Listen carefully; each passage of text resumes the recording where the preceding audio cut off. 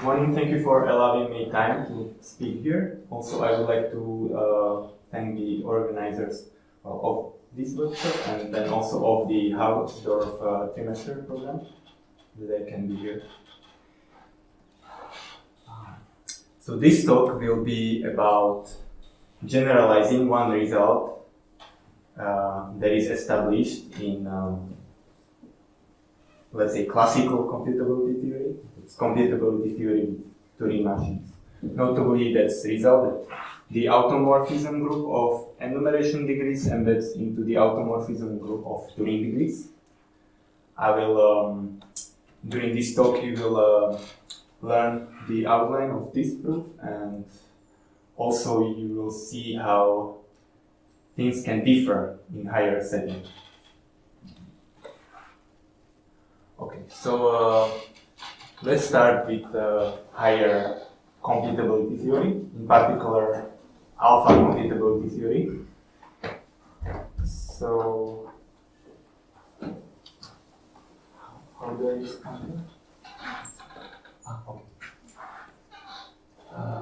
So higher computability theory can start with the definition of Gödel's constructible hierarchy. So this was first used by Gödel to prove so this L satisfies ZFC and continuum hypothesis.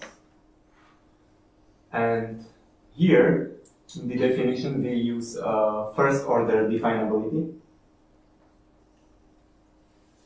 And alpha computability theory studies the definability over L alpha. So if this delta is alpha, that's what alpha computability studies for admissible ordinal alpha. So alpha is admissible, or sigma 1 admissible more precisely, if L alpha satisfies sigma 1 replacement axiom. So in particular, if for every function that is sigma 1 definable over L alpha, and for every set K that is already in that universe L alpha, the image of F taking the set K is also in L alpha. So that set exists. It's in L alpha. And well, this is equivalent to L alpha satisfying Kripke-Platek's theory axioms. So what are some examples of admissible ordinals? So for example, Church-Kleeney.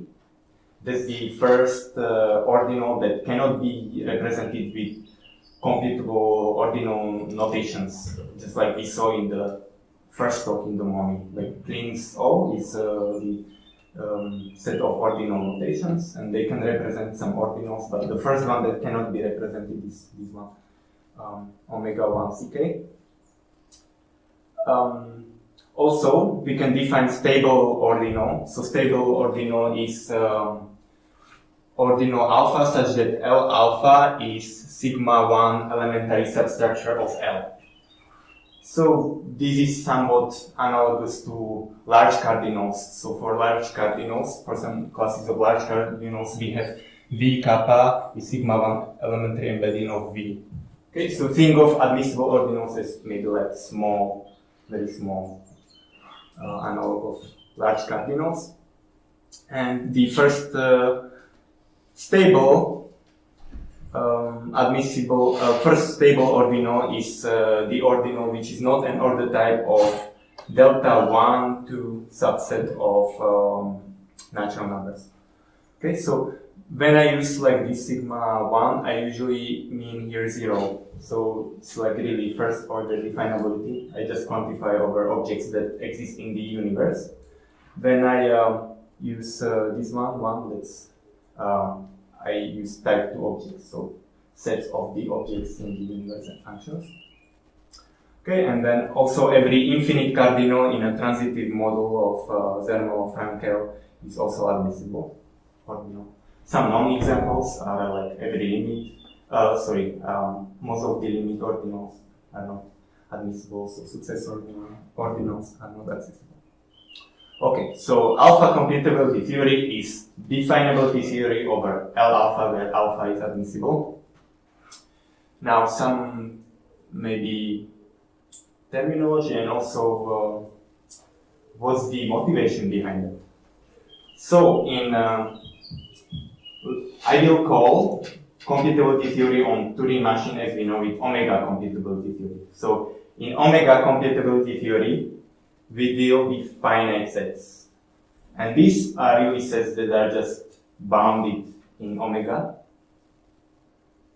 But in alpha computability theory, we have somewhat generalization of finiteness, and that's in particular alpha finite. So when we have algorithm on Turing machine at every stage, we have some finite construction that iterates and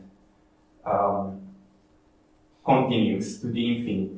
Here in alpha computability theory, at every stage we have some alpha finite set that is in alpha, and it keeps iterating until the construction or computation finishes.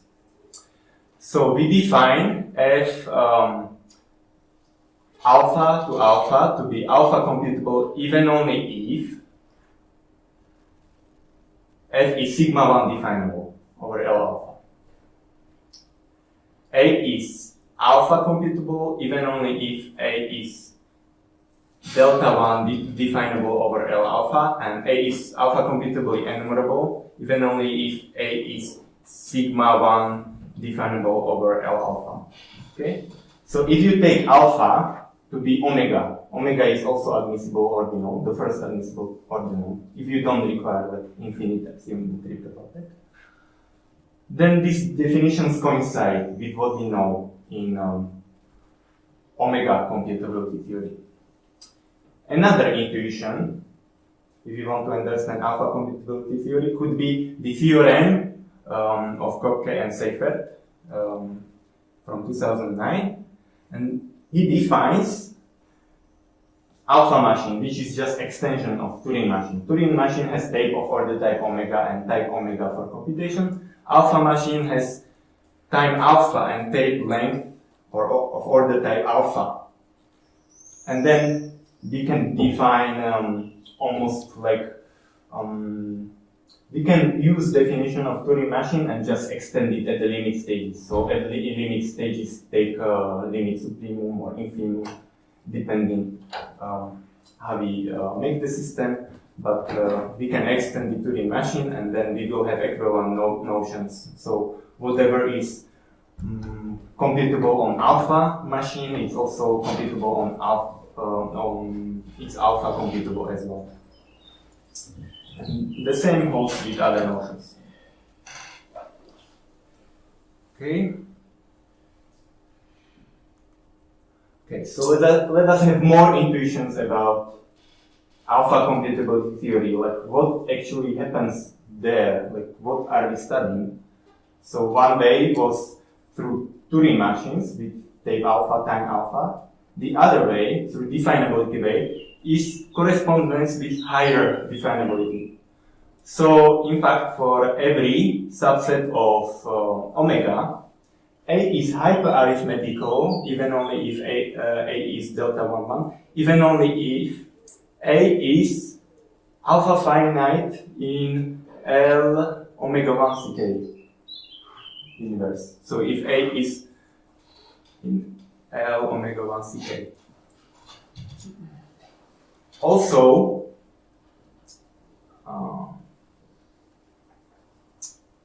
yes, we can take also other correspondence. So let n. So these are all ordinals that we can represent with ordinal notations. So let n take ordinal to its ordinal notation, subset of natural numbers.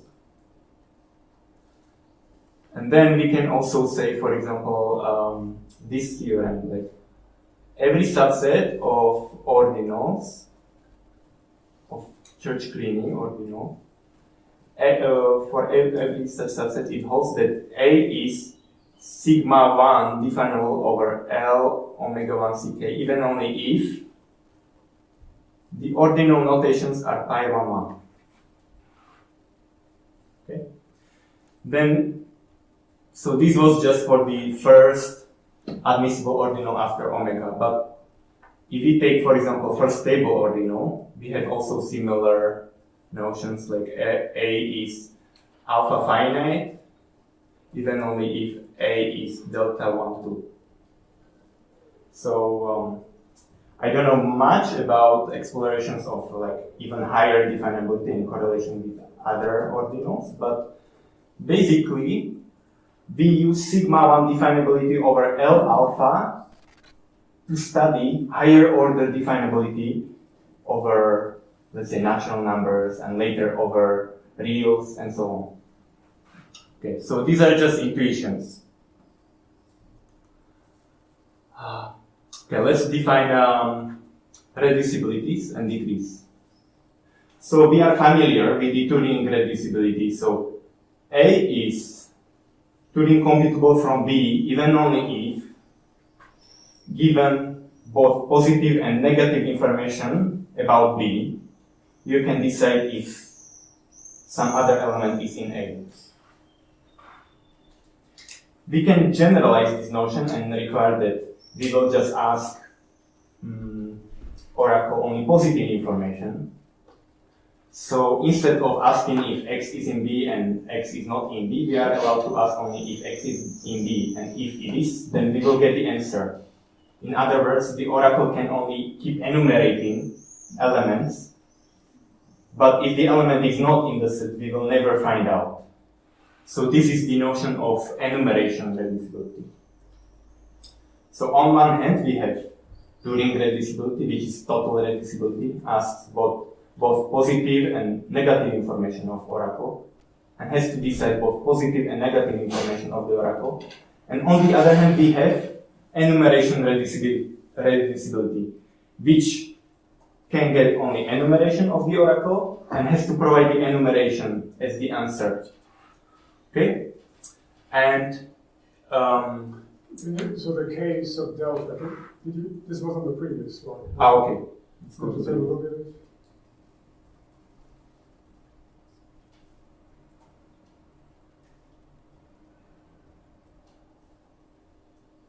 No, I think it's, what's the definition of K sub delta? I think I missed something. That is definition of K sub delta is on the next slide. So what was K sub delta? There's that. Okay. Very important. So we can actually define sigma 1 map that goes from alpha to L alpha, and this is actually bijection, and it's sigma 1 definable over L alpha. Okay. Because of this, we can take any alpha finite set in L alpha, and we can assign it some index in alpha. So say, and using that we can say that, okay, gamma will go to K gamma. So K gamma is just alpha finite set with index gamma, using that sigma 1 definable bijection. Okay? So here we say that A is weakly alpha enumeration reducible to B even only if there exists phi which is sigma 1 definable over L alpha, such that for every X in alpha, so we can ask positive question, X is in A even only if there exists some delta less than alpha, such that the pair X and delta is in phi and K delta is in B. So here we ask only positive information if K delta is subset of B. But we can also define the stronger reducibility. So here everything's the same up to here. So here we ask if K gamma is subset of A, and this is the same. Okay, that's one difference. Then we can define total reducibilities. So weakly alpha and weakly alpha reducible. So here we just take A computable join A complement. So what's computable join? That's just so we can say that A is computable join of B if and only if. So we represent this, let's say, as 2x. X is in A, and union 2x plus 1, x is in B. So this is basically the set that contains both information about A and B.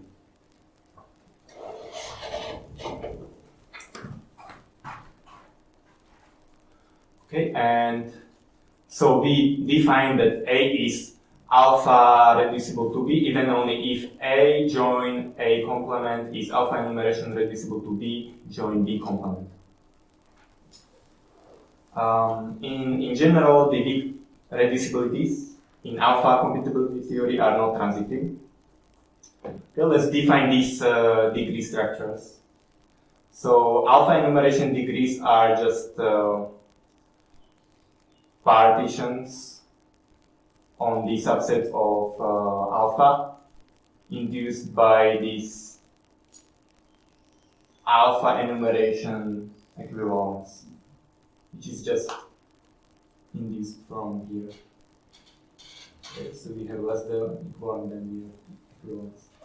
Okay, and then alpha degrees are defined analogously. Okay.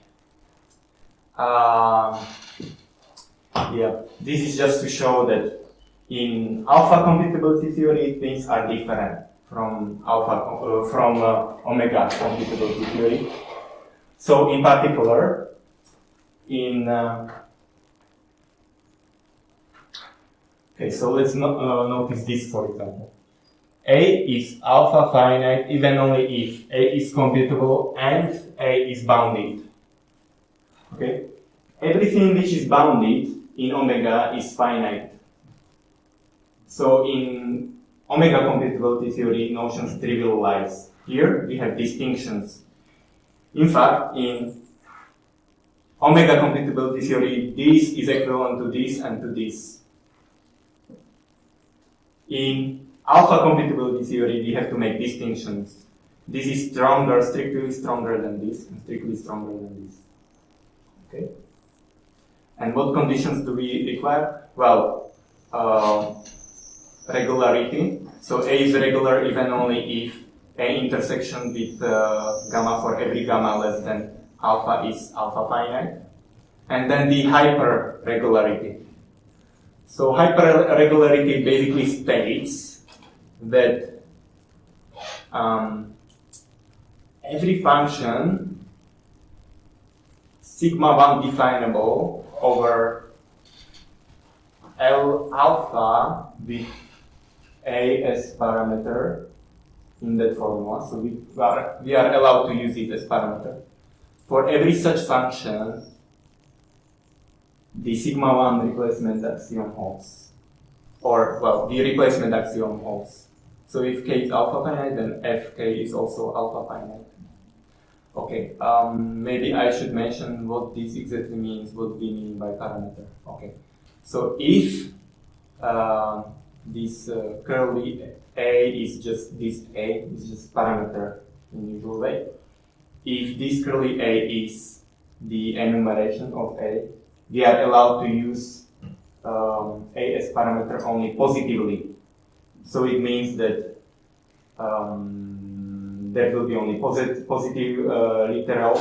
Like if we use ever like X is in A, then it has to be positive literal and no negation in the tree about that literal. Okay. Let's go to the conjecture. So this was proved in omega computability theory. So we know that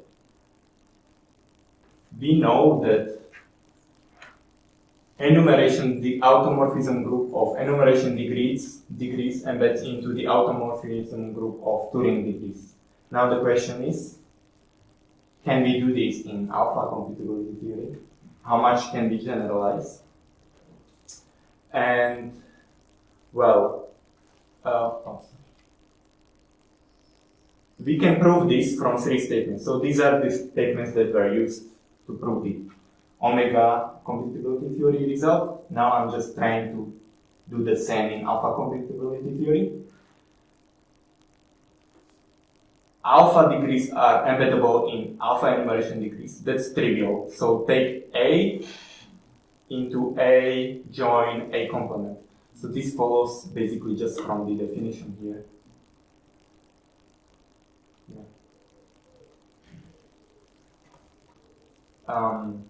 That alpha degrees are automorphism base of alpha enumeration degrees. This basically means that for every automorphism in alpha enumeration degrees, if this automorphism is trivial on the automorphism base, then it has to be trivial on the whole structure. Okay, so the automorphism base just means that to inspect automorphism, we can it's uniquely defined just on the automorphism base. And the third statement is that alpha degrees are definable in alpha enumeration degrees. So here we have in alpha enumeration degrees we have only, what do we have? Only this symbol in our language. And we can use it to define alpha degrees. Okay, and now let's see how, I just outline what happens here actually. So we want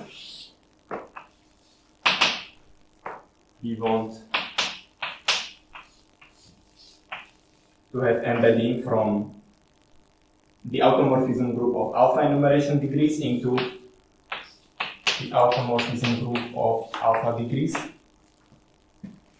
Okay? So how do we define it? Well, we have this embedding that goes from alpha degrees into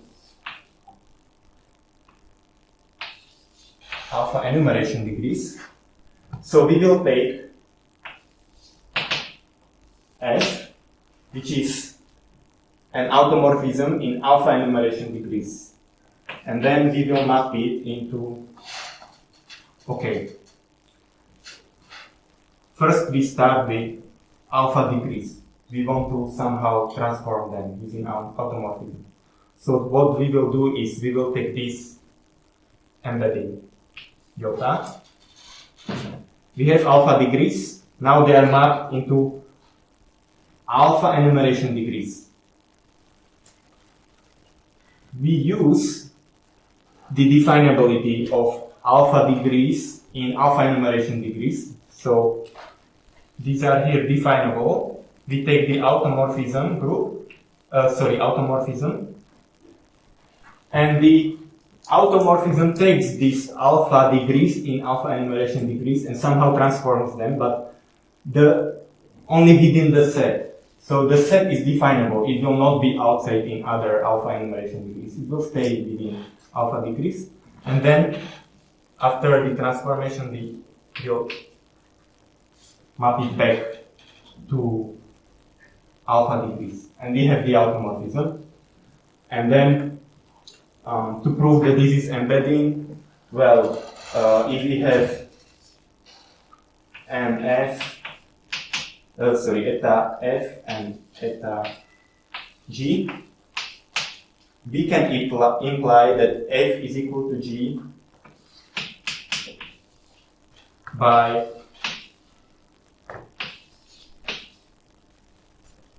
the alpha degrees to be automorphism base of enumeration degrees. Yeah, because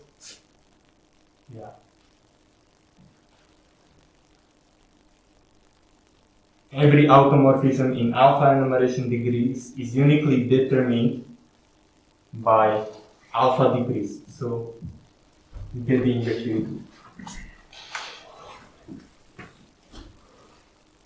Okay, so this is outline of the proof in omega computability theory. Now, how does it go generalized in alpha computability theory? So we know that this is trivial. The question is about this one and this one. So this statement is implied by Selman's theorem. Just says that A is alpha enumerable from B even only if for all x B is alpha enumerable from x join x complement implies A is alpha enumerable from x join x complement. So this is still conjecture. I haven't had too much time to prove it, but I think it's rather easier. What's more difficult is this one, which I will discuss. Okay, so to define alpha degrees in alpha enumeration degrees, we will use Kalimullin pairs in the definition of alpha degrees. And Kalimullin pairs are related to semi-computable sets. So a subset of alpha is alpha semi-computable even only if there exists selector function as A from alpha Cartesian product alpha to alpha, which is alpha computable such that for all x and y in alpha, so if parameters are x, y, it will return one of them, x or y. And if x is in A or y is in A, then it will certainly return whatever is in A.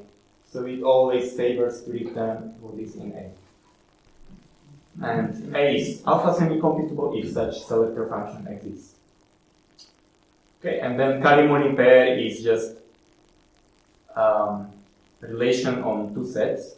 So A and B are Kalimullin pair even only if there exists alpha computably enumerable set W such that A Cartesian product B is subset of W and A complement Cartesian product B complement is subset of W complement. Okay, then maximal K pair is basically if whenever we would have C and D that can reduce to A and B, and they are also Kalimullin pair, then they just have to be equivalent in terms of alpha enumeration reducibility.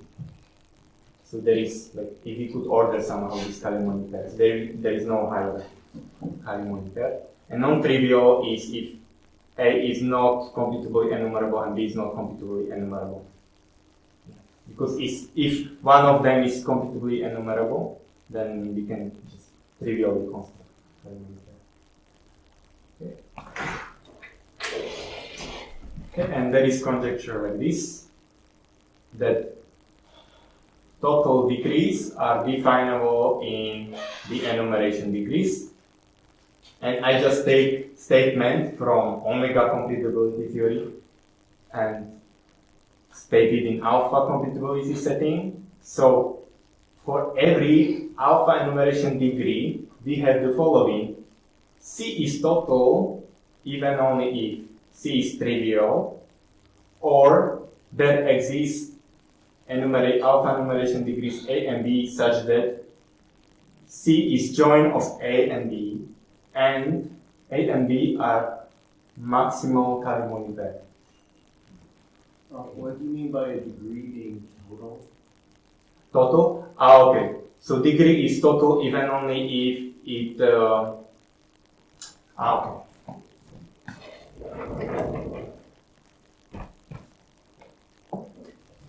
So set okay,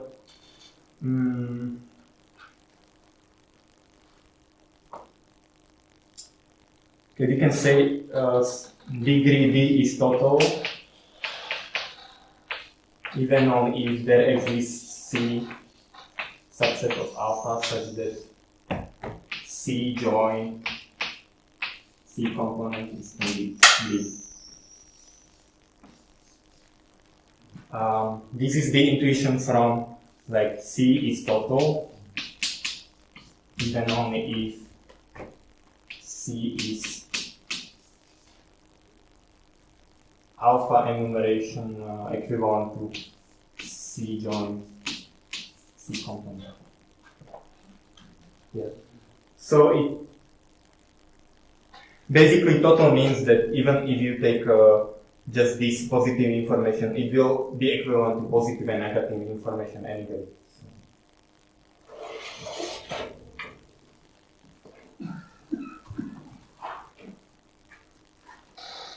Okay, and so this is the classical definition.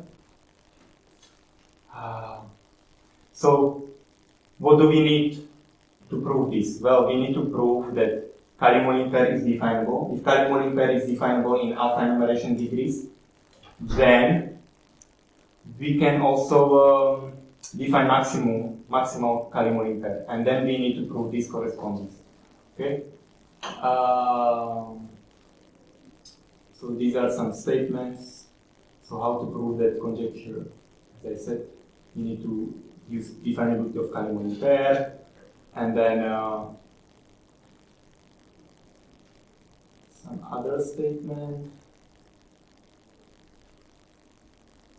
and that if A and B are maximal Kalimullin pair, then there exists semi-computable C such that C is in A and complement of C is in B, and therefore join of A and B contains C complement joint complement of C, and therefore it's total.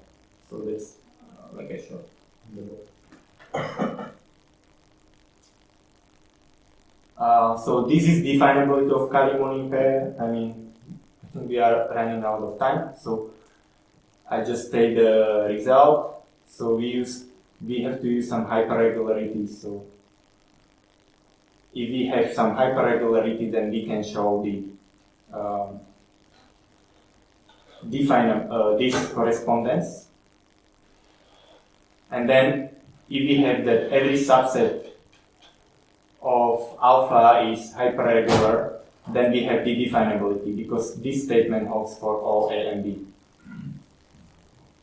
So this was proven when project term of alpha is omega, or A join B or join jump, empty set is hyperregular. Okay, now the other statement, non-trivial. Given non-trivial Kalimullin pair, you can construct semi-computable C such that A is alpha enumeration reducible to C and B is alpha enumeration reducible to C complement. So there is some labeling algorithm in behind. What's most important is that this labeling algorithm uses only W as witness to Kalimullin pair. So remember, Kalimullin pair is A and B are Kalimullin pair even only if there exists some alpha computably enumerable W satisfying certain conditions. And this algorithm uses only W, and then it performs some combinatorial construction on generalized rational numbers. I call them alpha rational numbers, and so on. Yeah. So first, we take this W, and from that we just keep enumerating A and B elements, A and B. And from that we construct computable labeling. Only after that we define C, which is a computable set. What's interesting here is that since we define it afterwards, we don't use it in the construction, therefore we don't require the hyperregularity on C. And there's difference with the Kalimullin pair definability algorithm. There we require the hyperregularity. Yeah, it's just some things like what happens in alpha computability theory, like things different. I just state the main results. So we have definability of Kalimullin pair. Then if K pair is definable in alpha enumeration degrees, then also alpha degrees are definable in alpha enumeration degrees. And finally, about the embedding theorem. So if we have that K pair is definable in alpha enumeration degrees, and Selman's theorem holds for alpha enumeration degrees, then also the automorphism group of alpha enumeration degrees embeds into the automorphism group of alpha degrees. This is just graph, so which follows the general setting. So this was done in omega computability theory. The only thing that, only major thing that I use in alpha computability theory is short splitting theorem. Otherwise, everything I had to generalize myself from all of these things. And finally, some final remarks I would like to say. So when we try to prove definability of Kalimullin pair, we take sets A and B, then we perform some construction. But in this construction, we use the sets A and B. So at limit stages, whatever we have is definable using this oracle A and B. And therefore, our function is definable over the with oracle A and B. So if we want to show that it satisfies the replacement axiom, or if we want to use the replacement axiom, we really need the admissibility of A join B. And this is equivalent to requiring that A join B is hyperregular. But in general, sets are not hyperregular. That's why, for example, we have that big reducibilities are not transitive in general. And this is a problem because we cannot prove in general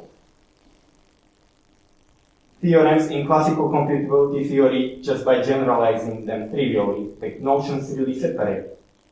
On the other hand, in the labeling algorithm I outlined, we don't use any admissibility of A and B. We just take alpha computably enumerable set, and then at limit stages and later everything is sigma 1 definable. So we can just use the sigma 1 replacement axiom of L alpha that is satisfied.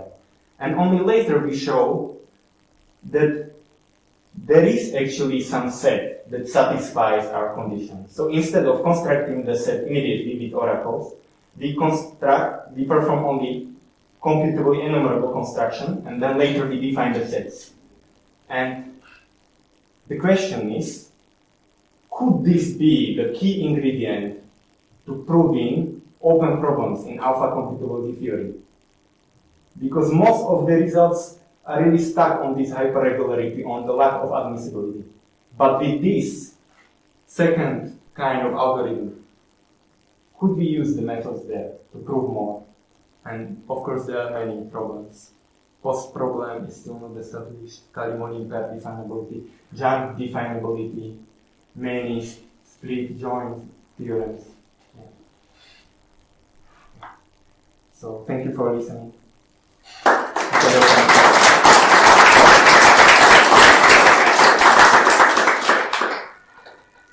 Thank you. Any comments or questions? In your big picture, I'm missing a bit why it's still called a conjecture. Okay. So it's conjecture because of, okay. So in omega computability theory, it's not conjecture. Yes. Okay. One thing is this is not implication diagram, it's rather like dependency. So this, to prove this, we need to prove this, and so on. And it's still conjecture because maybe better to call this conditional embedding theorem. I want to remove this condition that K pair is definable, and I want to remove that Selman's theorem holds. I want to remove that condition. I want to prove it. I said at the end that the definability of Kalimullin pairs is still open in general. Okay. I just proved it for when a projection of alpha is omega or alpha is infinite regular Cartman. the theorem is true, but it's not enough. Yeah, what's Yeah. stated here Yeah, is yeah, okay. true, but conditional.